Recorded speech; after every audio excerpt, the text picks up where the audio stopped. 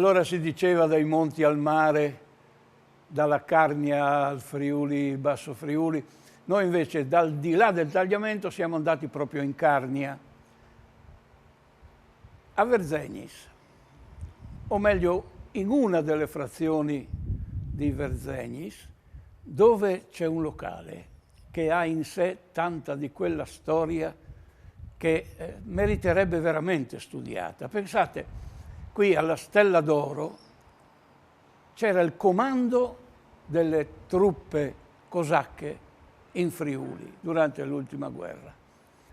Qui aveva la sua camera l'ataman, quello che comandava tutti. Se ne sono dette e scritte molte cose sui cosacchi, sull'invasione, su questo, chiamiamolo esercito, un po' sbandato, un po' no, ma quello che è rimasto nella memoria dei friulani è la Stella d'Oro di Verzenis. È un ristorante, vecchia osteria, dove troviamo anche qui, come in molti altri locali dove abbiamo fatto tappa durante questo viaggio, che io mi auguro gradito e che continueremo a fare ancora grazie a Friuli nel mondo, grazie a Telefriuli, è una scoperta, perché qui ci sono piatti della tradizione popolare, ma anche di alta cucina.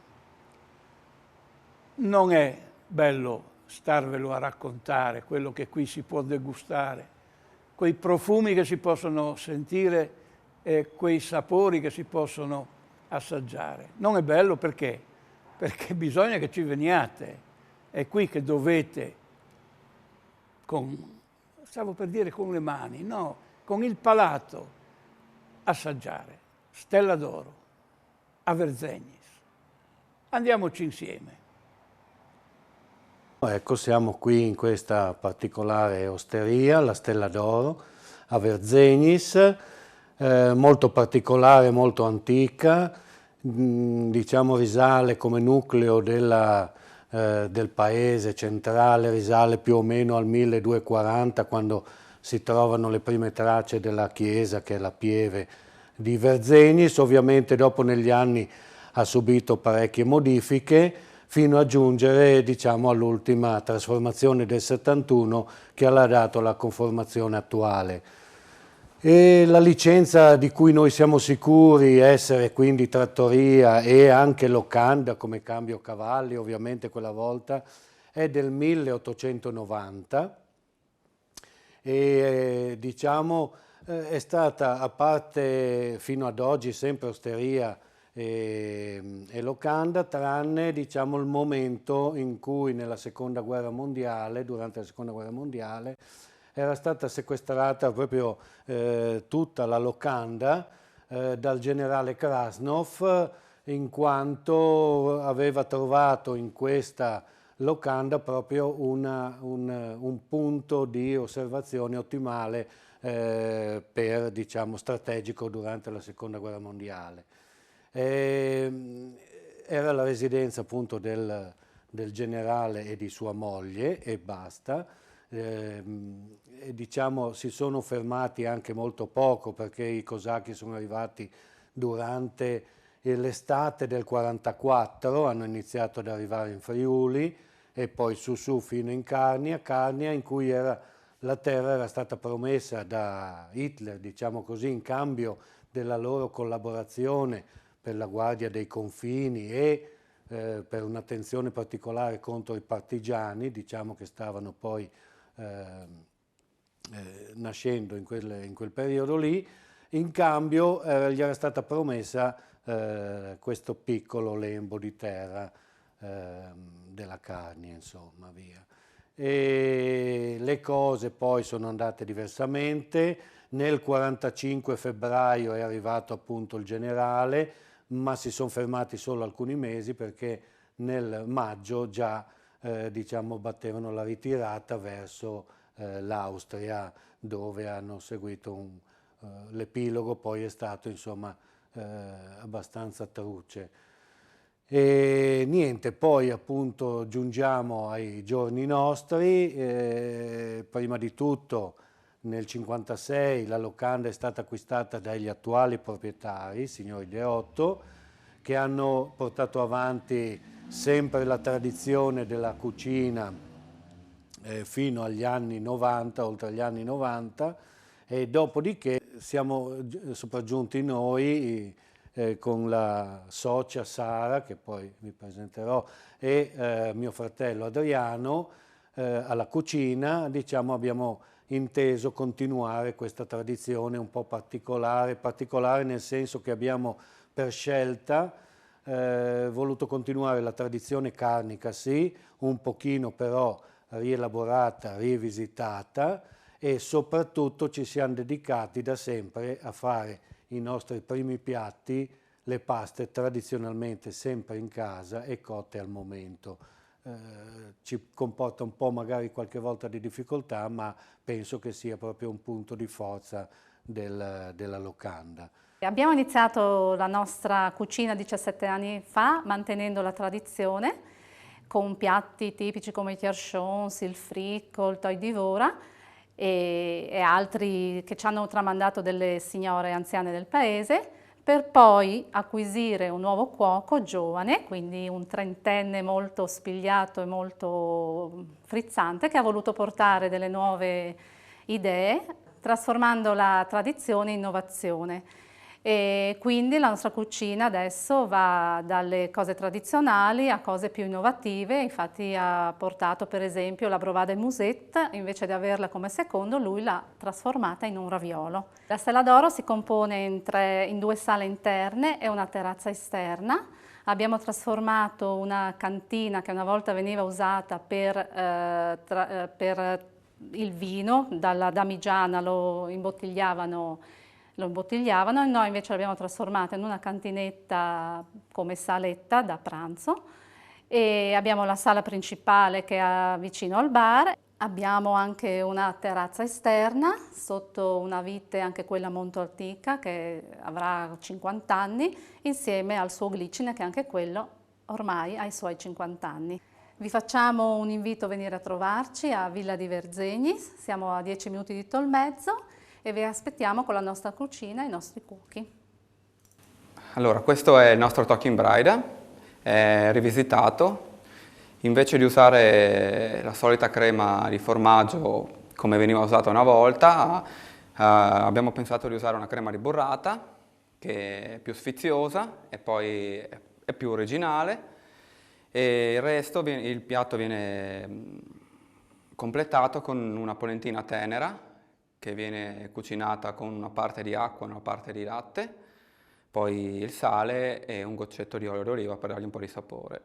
E tutto questo viene terminato con la morchia, che è la farina di mais di qua di Verzegnis, dell'azienda agricola Marzona, viene abbrustolita, e con dei ciccioli che sono il guanciale di maiale affumicato, nostrano, semplicemente abbrustolito e messo sul tutto, diciamo. Questo è un altro nostro piatto tipico della cucina carnica. Sembrerebbero i classici tiarchons, ma invece non lo sono. Diciamo che è il classico cervo in salmì, presentato in un altro modo, cioè racchiuso in un raviolo, che è una pasta all'uovo. Vengono chiusi a mano uno per uno e dentro c'è appunto il cervo fatto in salmì, tagliato a coltello e racchiuso in questo raviolo. Il tutto viene condito dal fondo, che si ricavano proprio dalle ossa dell'animale, viene cucinato lentamente fino a quando rimane proprio il concentrato, e il piatto viene terminato con dei mirtilli della zona che grazie alla loro acidità puliscono il palato. E per chiudere abbiamo deciso di portare un dolce sempre usando dei prodotti tipici della zona, con dei lamponi che fanno parte dei piccoli frutti di Sauris. Questo è una mousse appunto ai lamponi, inserita in una lasagnetta, perché ricorda appunto la classica lasagna, Il biscotto è un biscotto al caffè, così da contrastare l'amaro con il dolce, e il tutto viene spolverato con della polvere di cocco per dare un tocco di modernità. Buonasera, benvenuti a Verzegnis, è un piccolo paese della Carnia, conta poco meno di 1000 abitanti, un paese della destra tagliamento, come molti paesi piccoli ma ricchi di storia, ricchi di tradizione, legata ai prodotti e comunque a varie esperienze che si possono fare nel nostro piccolo territorio. Purtroppo è un comune, come molti comuni montani, che soffre molto lo spopolamento. Ha sofferto nel secolo passato, circa dagli anni 50 agli anni 70, ha sofferto molto dell'emigrazione. Come parecchi paesi della Carnia si sono ritrovati nel dopoguerra ad avere poco lavoro e quindi obbligare le famiglie a trasferirsi. Un piccolo dato che voglio darvi, insomma, è che a metà degli anni 50 il paese di Verzegnis contava circa 1800 persone, agli inizi degli anni 70 erano quasi dimezzate. Quindi questa cosa qua, proprio a livello anche di gestione del territorio e delle casse del comune, è significata molto, perché comunque sappiamo tutti che il comune vive di imposte dirette, quindi abbiamo appunto sicuramente agli inizi degli anni 70 abbiamo sofferto questo calo della popolazione. È un comune, come dicevo prima, ricco di storia, ricco di tradizioni. Qui, proprio in questa serie dove siamo oggi, un'antica osteria. Una volta a Verzegnis c'erano presenti molte osterie, quasi tutte osterie dove si poteva mangiare e dove si poteva anche dormire. Basti pensare che proprio alla fine degli anni 70 Verzegnis contava oltre 200 licenze di affittacamere, quindi possiamo dire che il bed and breakfast era già stato scoperto dai nostri nonni, affittavano le camere proprio per una piccola economia a livello familiare. E negli anni 60 c'è stato uno sviluppo anche dal punto di vista turistico invernale, con gli impianti di risalita, quindi diciamo che negli anni 90 il turista era molto presente nei nostri luoghi. Un comune piccolo che rimane comunque di vocazione turistica, abbiamo un territorio tutto da scoprire, sentieri in alta quota, molti luoghi di montagna da visitare. Infatti il paese di Verzegnis è solo a 400 metri sul livello del mare, mentre le nostre montagne sfiorano i 2000 metri, quindi diciamo che il nostro territorio è molto vasto anche per chi vuole frequentarlo come escursionista. E dal punto di vista dell'economia locale, diciamo che nel dopoguerra si è sviluppata molto l'agricoltura, la cultura di prodotti tipici locali, quali il frumento, il grano turco. Nello specifico a Verzegnis c'era anche la rapa, che a Verzegnis in dialetto carnico viene chiamata gnau. Questo nomignolo viene usato solo a Verzegnis, in tutto il paese, in tutta la Carnia, solo Verzegnis che usa questo nomignolo, e da lì nasce il soprannome degli abitanti di Verzegnis, che non è Verzegnasi ma è Gnaus, no? E siamo, diciamo, un po' orgogliosi di questa piccola tradizione, no? Un prodotto locale che comunque è stato, e lo è tuttora, lo stiamo riscoprendo con un progetto comunale, una pietanza sempre più utilizzata, anche riscoperta in varie osterie, come anche dove siamo oggi. E osterie, come dicevo prima, che erano luogo di aggregazione, no? Osterie dove si giocava di carte, dove i migliori, una volta dicevano che le migliori occasioni, i migliori contratti si facevano nelle osterie, no? E questo è purtroppo una cosa che sta svanendo, perché nelle osterie sempre di meno si viene a giocare a carte, c'è sempre meno gente che frequenta, soprattutto ultimamente, questi piccoli luoghi di aggregazione, no? Per quanto riguarda lo sviluppo poi del settore artigianale, abbiamo comunque delle piccole botteghe artigiane, dei piccoli artigiani che comunque nel nostro piccolo hanno prodotti di alta qualità.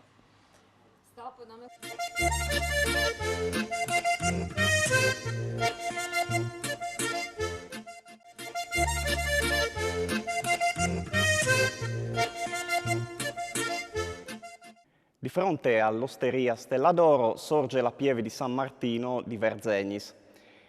La chiesa appunto è dedicata a San Martino vescovo di Tours, il famoso San Martino che tagliò il mantello, ed è datata all'incirca intorno al 1100-1090 circa, e strutturalmente, come la vediamo ora, la chiesa è stata costruita dal 1742 circa, quando l'architetto Domenico Schiavi cominciò la fase di ristrutturazione della chiesa. Qui lavorò, oltre a Domenico Schiavi, anche Antonio Schiavi, il fratello, che fece tutta una serie di affreschi, che sono quelli che vediamo ora, tra cui una bellissima raffigurazione della Madonna assunta in paradiso, che riprende la Madonna del Tiepolo a Udine, e successivamente, assieme anche ad altri suoi allievi, fece tutta una serie di riproduzioni raffiguranti sia i 4 evangelisti, sia i 5 principali profeti, dove anche ci fu la raffigurazione di una Trinità, dove venne raffigurato lo Spirito Santo sotto forma di colomba, come viene rappresentata nelle scritture.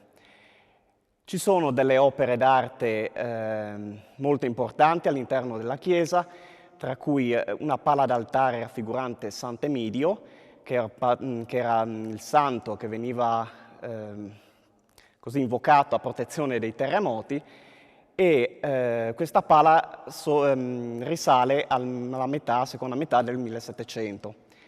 Un'altra pala molto importante è quella dipinta dal pittore Taddio di Ovaro, che raffigura la crocifissione di Gesù Cristo nel momento cruciale. È una pala molto suggestiva ed è molto apprezzata da chi visita la chiesa. Un'altra statua molto importante stavolta è la Madonna col bambino in legno policromo, che è stata portata dallo scultore, o meglio, scusate, dal parroco Bonanno dal Tirolo, ed è una Madonna molto bella dal punto di vista estetico e dal punto di vista cromatico.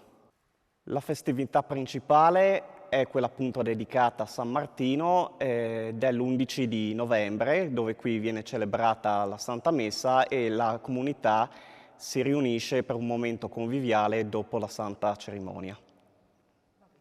Nell'osteria La Stella d'Oro, dove ci troviamo adesso, per apparecchiare le tavole, per accogliere i clienti, hanno scelto i tessuti della nostra tessitura, la tessitura carnica di Villa Santina. La nostra tessitura è una tessitura che ha delle origini storiche molto importanti. Qui bisogna sapere che in Carnia nel Settecento c'era un'attività fiorente di tessitura, che erano le tessiture Linussio, da cui appunto un periodo molto interessante, molto anche di fasti dal punto di vista economico, perché la tessitura occupava fino a 30.000 persone, quindi una tessitura che indubbiamente ha lasciato il segno nella cultura delle popolazioni carniche. La nostra tessitura si è comunque sempre proposta dall'inizio della sua storia, che risale ormai al 1964, nella rivisitazione di alcuni vecchi tessuti o vecchi disegni che la tessitura Linussio produceva nel Settecento, riattualizzandoli e potendoli rendere ancora fruibili a appassionati, o anche in queste situazioni di accoglienza nei ristoranti o nelle strutture che hanno scelto il nostro articolo per poter al meglio accogliere i propri ospiti. Che dire, la nostra storia è una storia che comunque avuto nella sua vita degli alti e bassi. Oggi siamo reduci da anche una situazione un po' particolare che non è magari la situazione più adeguata per poterne parlare, ma comunque noi siamo comunque con energia e soprattutto con desiderio di far rinascere e continuare questa attività che ha dato alla nostra terra e in particolare anche a tutti quelli che vengono a trovarci diciamo, un'immagine che riteniamo necessaria e bella dal punto di vista proprio estetico e anche dal punto di vista poi qualitativo dei prodotti che facciamo, ritengo. E spero di poter al più presto riaccogliere come un tempo i visitatori presso la nostra tessitura, dove abbiamo dei progetti anche molto interessanti riguardando anche la raccolta di tutti i vecchi disegni dei tessitori carnici, dove poi pensiamo anche di costruire proprio un percorso culturale all'interno del nostro laboratorio per poter appunto rendere fruibile a tutti questa bella attività che è la tessitura, e spero nel più breve tempo possibile di essere ancora efficiente a servizio di tutti. Beh, i disegni che utilizziamo generalmente per la produzione dei nostri tessuti, intanto va specificato che sono dei tessuti che sono realizzati con una tecnica particolare di tessitura che si chiama tessitura à jacquard. Vuol dire che il disegno realizzato sul tessuto avviene mediante l'intreccio del filo di trama con il filo di ordito, e quindi possiamo ricavare sul nostro tessuto dei disegni che sono i più svariati, e gran parte dei nostri disegni arrivano dalla storia dei tessuti della Carnia. Qui davanti a me c'è un disegno particolare, un piccolo fiore, che questo è stato ricavato da uno stampo che è conservato al Museo delle Arti e Tradizioni Popolari di Tolmezzo, Michele Gortani, dove mia madre ancora a suo tempo si fece dare lo stampo in carta di questo disegno e poi venne riprodotto con la tecnica jacquard. Lavoriamo prevalentemente il lino, perché era una fibra che le vecchie tessiture linussio utilizzavano anche loro, e quindi è una fibra nobile che diciamo è particolarmente indicata per dei tessuti di qualità, soprattutto per quanto riguarda la biancheria da casa, e delle volte abbinata anche dei cotoni, che sono cotoni comunque tutti di alta gamma, di alto pregio, che utilizziamo nella nostra tessitura. Ultimamente abbiamo riprodotto anche il famoso Gouliet, che è questo ormai diventato iconico simbolo della Carnia, e soprattutto con una bella storia dalla sua origine. Questo è un progetto che è nato diversi anni fa, anche grazie all'attuale presidente del Museo delle Arti e Tradizioni Popolari di Tolmezzo, la deputata Aurelia Bubisutti, che ha voluto spingere la realizzazione di questo cuore particolare e renderlo un po' il simbolo di noi artigiani, tessitori, ma anche di artigiani orafi, anche di artigiani che lavorano il legno e i ceramisti, eccetera, e diventare un pochettino il simbolo del nostro territorio. Vorrei parlarvi in questa situazione di un prodotto caratteristico di Verzenis, che è molto ben conosciuto anche in Friuli, perché dà luogo a un prodotto culinario caratteristico che si chiama Brovada. Specificatamente qui a Verzenis questo tipo di rape si chiamano gnaus. È un nomignolo che poi è stato assunto anche dalla popolazione locale come emblematico. Cosa hanno di differente i gnaus rispetto alle rape che si trovano giù in Friuli? Il fatto del clima, probabilmente del terreno, perché c'è molta poca terra e quello che c'è sotto è tutto tufo, e quindi tutto ciò fa sì che la rapa, crescendo, acquisisca dei colori che sono abbastanza specifici. Dopo magari la vediamo. La rapa è bianca e viola, e soprattutto degli aromi molto particolari. Come ben sapete, questo tipo di rape si può consumare anche così, fatte direttamente in padella. Ci sono ricette antiche di cui io mi ricordo da bambino che mi faceva mia nonna nella frassoria, cioè la padella di ferro, con il burro cotto per esempio e la cipolla locale. Però forse l'aspetto più caratteristico per cui questo prodotto è conosciuto è la trasformazione sotto forma di brovada. Allora, diversamente da Friuli, in cui le rape vengono messe a macerare, inacidire nel vinace del vino, qui non avendo praticamente una grossa coltivazione di uva o perlomeno un'uva adatta, si utilizza la trappa, cioè il residuato della torchiatura o delle mele o delle pere. Io specificatamente sono, credo, il più grosso produttore di mele privato qui di Verzegnis e dopo aver usato la trappa di mele, ultimamente mi sono evoluto, diciamo, utilizzando quella delle pere, che è una cosa abbastanza sconosciuta. Macerando nella trappa di pere i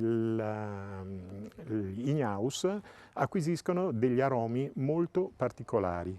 Se poi uno ha l'accortezza nel momento in cui prepara il prodotto per farlo in padella di utilizzare anche succo di pera o succo di mela al posto di altro aceto, altro vino, cioè per tenerle morbide, il risultato finale è qualcosa di molto delicato e soprattutto non pesante, perché si presta a una cottura in padella abbastanza dietetica. Quindi niente a che vedere con la famosa ricetta della brovada, che prevede addirittura la cottura della brovada nel grasso del musette, insomma.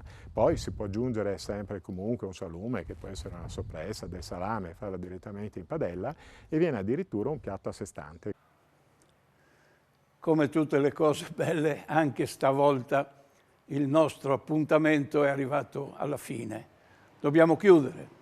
Ma chiudere un sipario su un locale così bello può dare un po' di sofferenza, se non ci fosse la gioia di potervi dire torneremo, certo che ci torneremo, e non solo per i fatti storici che qui a Villa di Verzegnis sono accaduti, alla Stella d'Oro avevano il loro palcoscenico, ma perché qui si mangia bene, qui si beve meglio. E allora, perché non tornare a farci compagnia durante questo sapori e profumi di osteria assieme a Friuli nel mondo e a Telefriuli.